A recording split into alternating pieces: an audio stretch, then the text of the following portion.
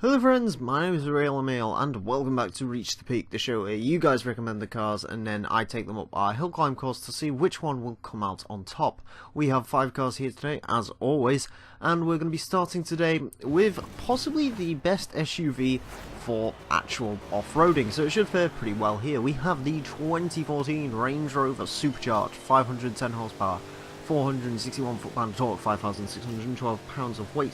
This is the most powerful vehicle here today, and it is the heaviest vehicle here today, also the highest in PI at S1 804 when equipped with the snow tyres. The Range Rover Supercharged, in theory, is the best car for going up here. How was it actually? It was very, very good.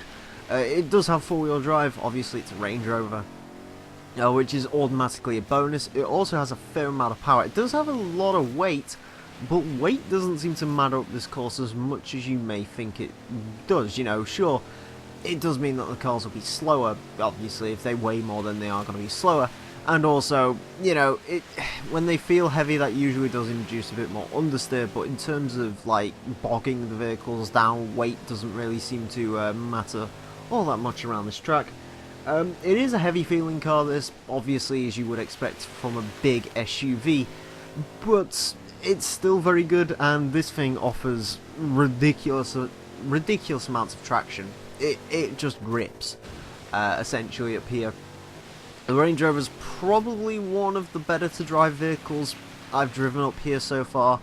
I'm not going to say I'm hugely surprised by that, but yeah, really, really good vehicle to drive. Also, you know, it doesn't do too bad when it comes to straight line speed. You know, you would think Range Rover big, slow, heavy, but not really. I mean, you know, 510 horsepower is certainly a hell of a lot because it's got the supercharged petrol engine, this particular Range Rover, so maybe you'd want the diesel if you want fuel economy, but we don't care about that on Reach the Peak, so we're going to go for the big shoutiest engine. Also, this is the only one available to us, so yeah, really solid car to drive. If you haven't driven the Range Rover sort of in off-road capacity, now might be the time to check it out, because this vehicle is certainly one of the better sorts of off-road vehicles in the game, and certainly in terms of the SUV class as well, because the SUV class is more about showing off these days than actual off-road capability. Next up, we have the 1996 Subaru SVX, 238 horsepower, 228 foot-pound of torque, 3,580 pounds of weight. A-class car, 729 MPI, when equipped with the snow tyres. The SVX, pretty nondescript, if I'm being honest, driving up here. Kind of reminds me of the Legacy and the Mitsubishi Galant in that sort of, you know, with that sort of attitude. You know, it is a pretty nondescript car. There isn't anything really major to talk about up here. It does drive very similar to those vehicles. It is good. You know, it offers a really good level of grip, but it just isn't particularly exciting. It doesn't have the straight line speed or anything, certainly.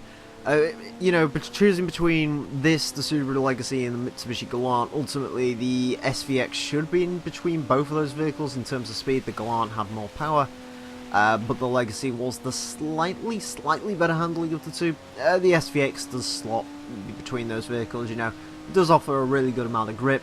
It is a good car, don't get me wrong. It's just not particularly interesting when it comes to driving up here. Now, in reality, the SVX is a very interesting car. I do really like the Subaru SVX, actually.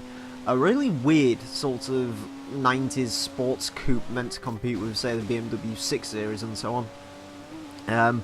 It is a very quirky car, has weird windows, it has an interesting interior with like an in-dash CD player, or tape player I should say. You know, the SVX is a genuinely interesting car, but when it comes to driving, you know, it is relatively safe. Even the engineering on this vehicle is quite interesting, you know. Again, 4-wheel drive car, and as well as that, it's also, I believe it's the only Subaru that had a flat 6, 6-cylinder flat, which is basically what you get in a Porsche. So, yeah, I mean, the SVX is a very interesting car, but that's not really reflected in the way it drives. I mean, ultimately with a car like this, with as much history and interestingness as the SVX does, it did have to have one caveat.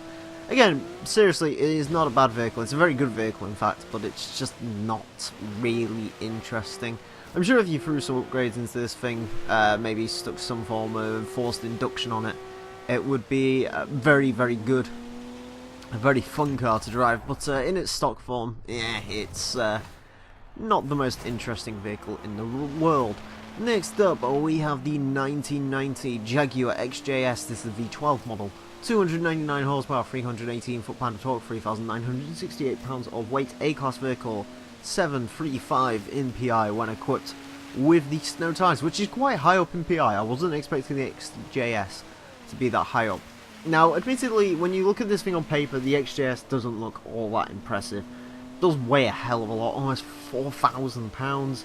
From a V12 engine, it gets 300 horsepower, which isn't an awful lot. 318 foot-pound of torque also isn't that much.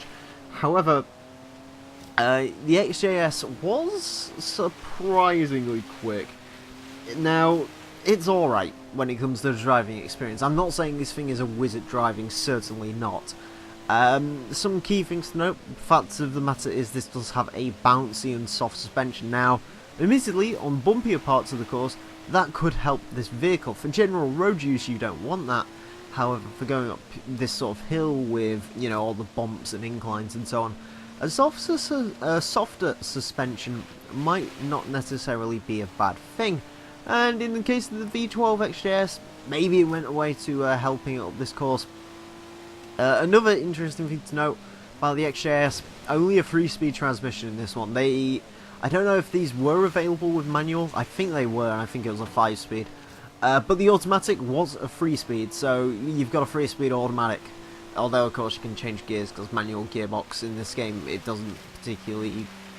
You know, it's not like, say, Need for Speed High Stakes, which adjusted gears depending on whether you had auto or manual. This, you know, if the car's got an automatic gearbox, you can still use a manual gearbox, but I digress. The XJS... Yeah, it surprised me with how quick this thing actually was up the course. I'm not going to say the time, obviously I'm going to leave that to the end of the episode.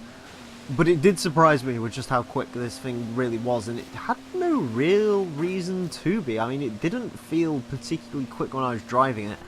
I do like the XJS, I've just never been a particular fan of this car ever since it came in Motorsport 6, just because it does have the dodgy gearbox, and it doesn't drive quite as well as maybe I'd like.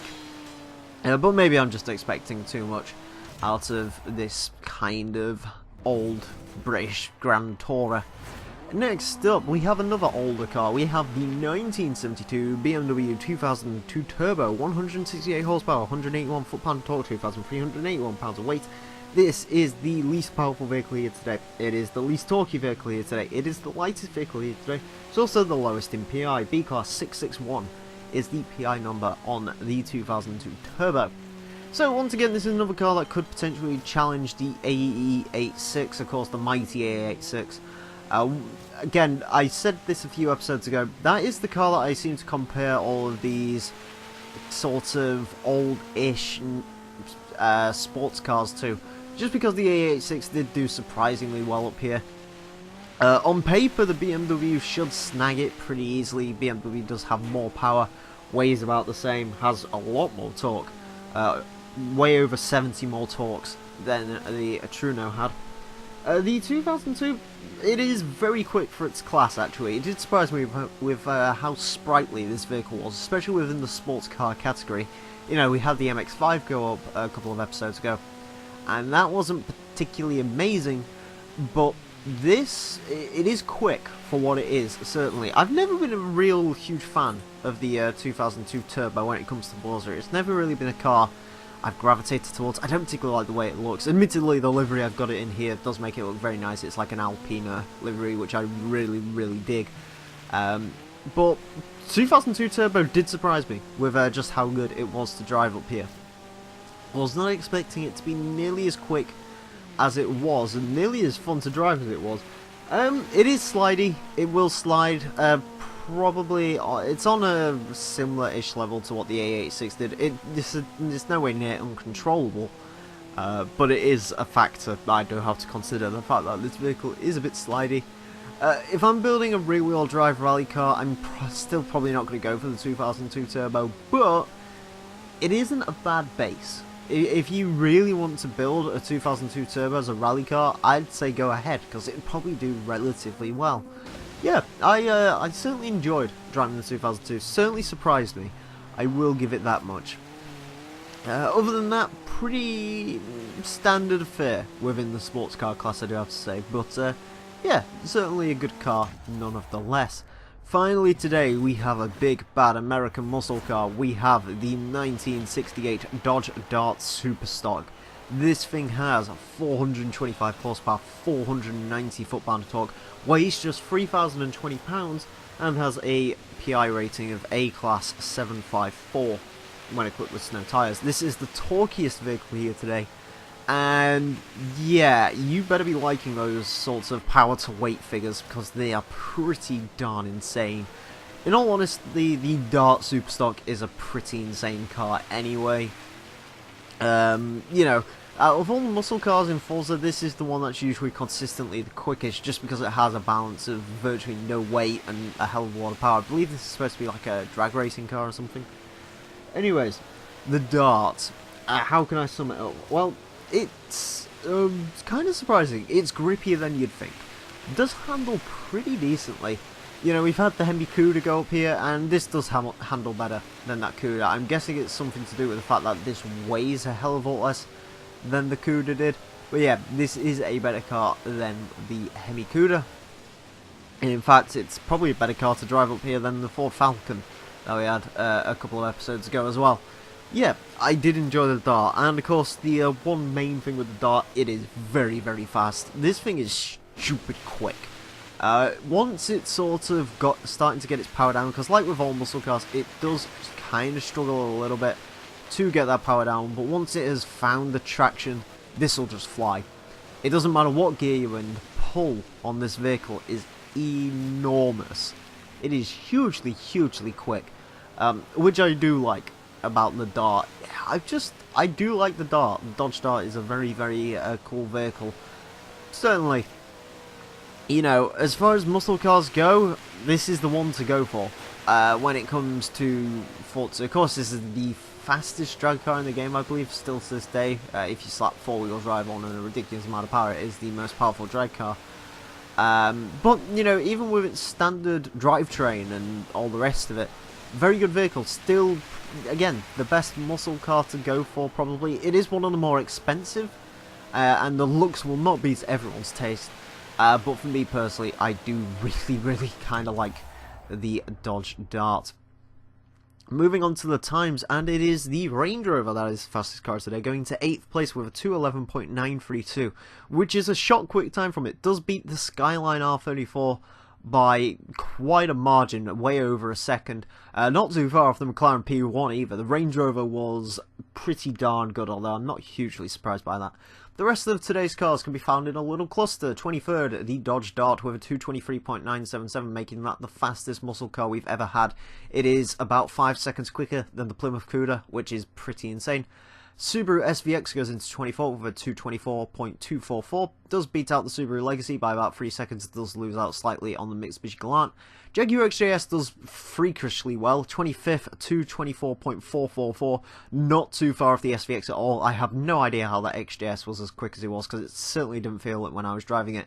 And in 30th, the BMW 2002 Turbo, 2:28.515.